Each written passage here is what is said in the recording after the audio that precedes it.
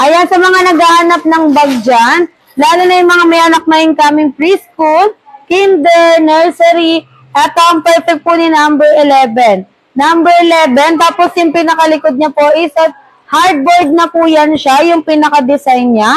Then sa likod is may the breathable mesh. So kahit naka-backpack po ito kay baby, hindi po yan siya mainit sa likod.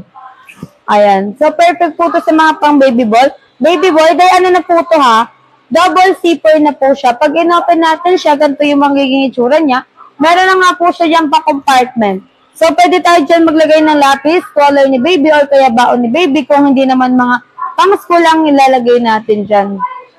Tapos marami po tayong variant color design dyan. Kung baby girl, marami tayong design, tsaka pang baby boy.